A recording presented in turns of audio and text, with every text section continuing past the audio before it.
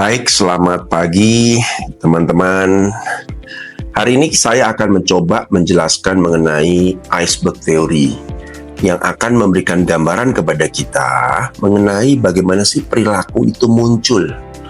Kalau misalnya contoh, selama ini kan kita melihat, oh si A ini orangnya susah diatur, oh si B ini orangnya rajin, oh si C ini orangnya komit, oh si D ini orangnya sangat ramah dan lain sebagainya. Itu semua adalah perilaku yang bisa kita lihat secara kasat mata. Namun, dari mana semua perilaku itu muncul? Tentunya kita harus memahami dulu alam bawah sadar manusia atau hal-hal yang ada di dasarnya. Nah, saya akan coba menjelaskan ini gunanya apa? Gunanya agar kita bisa memahami bagaimana perilaku itu muncul dan bagaimana perusahaan memiliki peran untuk mengintervensi perilaku-perilaku tersebut atau setiap tahapan layer di bawah sadar tadi sehingga perilaku seseorang bisa kita kendalikan, gitu ya. Oke, kita mulai dengan yang pertama, yaitu belief. Apa itu belief? Belief itu adalah suatu bentuk keyakinan yang diperoleh dari masa lalu. Bisa pola asuh, bisa pengalaman, bisa masa kecil, masa remaja, masa mereka kuliah, ya kan? Nah, setelah itu kan mereka mulai masuk dunia kerja. Nah, semua itu tidak bisa kita kendalikan.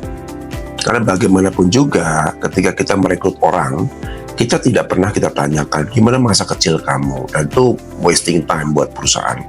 Tapi ketika kita interview, ya kita coba untuk memotret diri orang itu pada saat ini.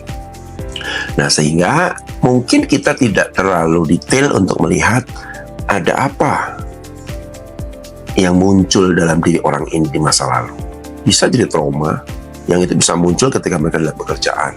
Kalau kita lihat dalam pekerjaan ada orang yang mudah panik, ya mudah stres, ya mungkin mereka juga punya belief masa lalu yang menghadapi situasi seperti itu. Itu yang pertama. Jadi belief ini tidak bisa sekalipun juga kita kendalikan. Lalu ada yang kedua.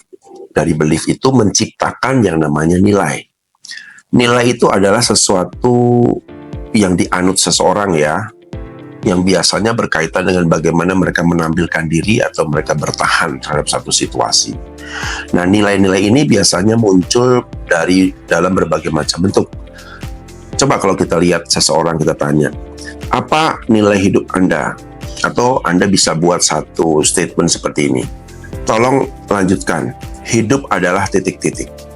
Setiap orang akan menyampaikan nilainya masing-masing. Ada yang perjuangan, ada yang mengatakan hidup itu adalah kenikmatan, ada yang bilang hidup itu adalah masa depan dan lain sebagainya. Nah, nilai-nilai itu sebenarnya diciptakan dari mana? Dari belief pengalaman mereka.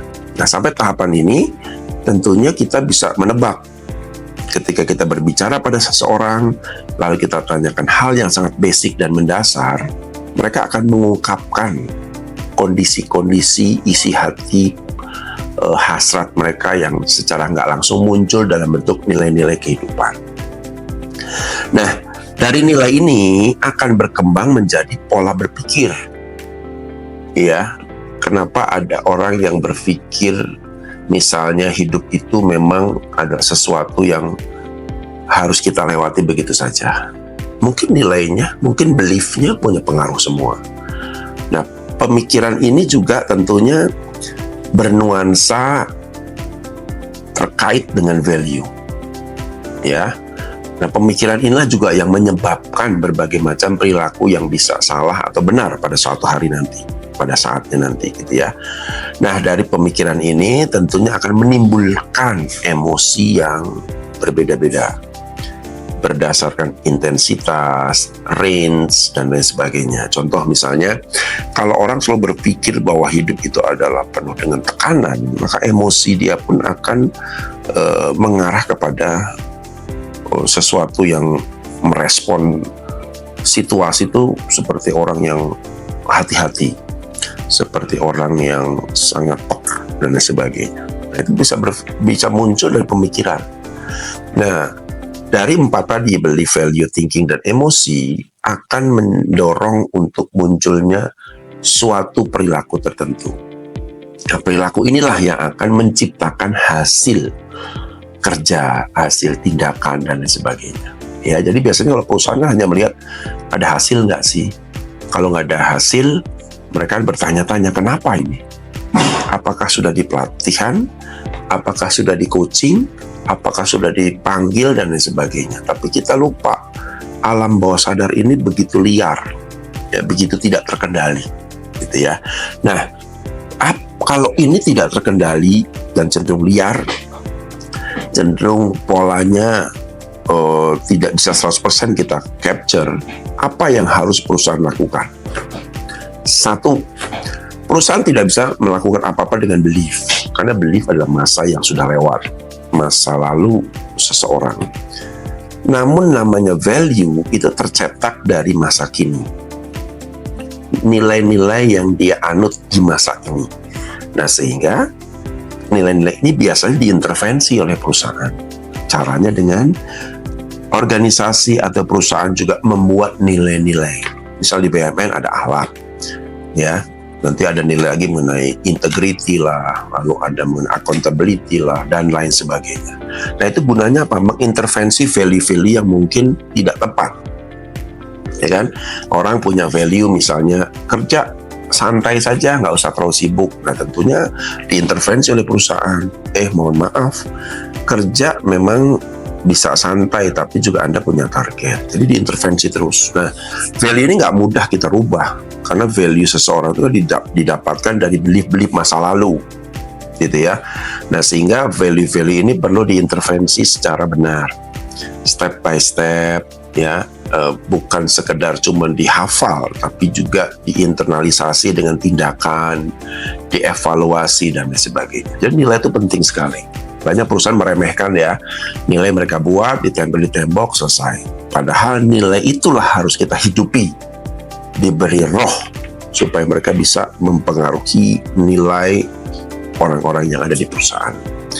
Nah, akibatnya apa? Akibatnya perusahaan juga perlu menciptakan satu intervensi terhadap pola berpikir dengan apa? SOP, kebijakan, peraturan perusahaan, planning, dan lain sebagainya. Itu semua untuk membuat pola berpikir mereka menyatu ke dalam satu sasaran yang jelas. Oh iya ya, saya hidup, saya tinggal, saya bekerja di perusahaan yang mengacunya kepada pelayanan atau mengacunya kepada produktivitas dan lain sebagainya. Dan semua itu harus satu gagasan yang berkesinambungan, atau gagasan yang mengarah pada sasaran yang kita pengen tuju, ya. Lalu juga perusahaan harus mengintervensi juga emosi, karena seringkali kalau mereka sudah punya sebuah guidance-nya, tapi mereka melihat kok di perusahaan ini ada toksik ya, kok di perusahaan ini kita kok dibiarkan ya, kok di perusahaan atasannya cuek aja ya, atau di perusahaan ini kok kelihatannya tidak ada orang yang peduli ya. Nah, makanya perusahaan harus kultur kerja, lingkungan kerja harmonis, hubungan antar karyawan dan lain sebagainya itu dibangun supaya emosinya mereka lebih stabil, lebih merasa aman, lebih merasa nyaman, ternaungi selama mereka ada di perusahaan.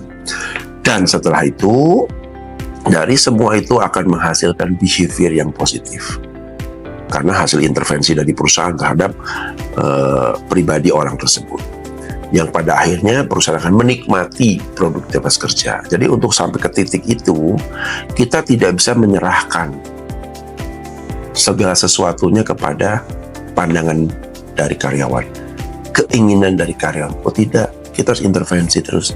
Intervensi adalah suatu bentuk proses kolaborasi antara dua pemikiran, antara pemikiran organisasi yang ingin mengacu kepada profit oriented dan pikiran-pikiran karyawan yang tentunya bisa berbagai macam ragam ya.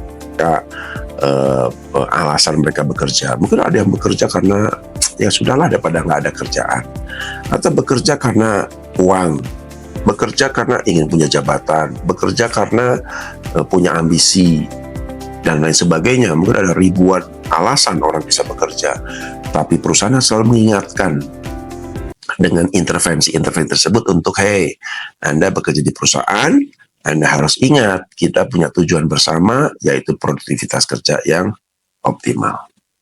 Terima kasih.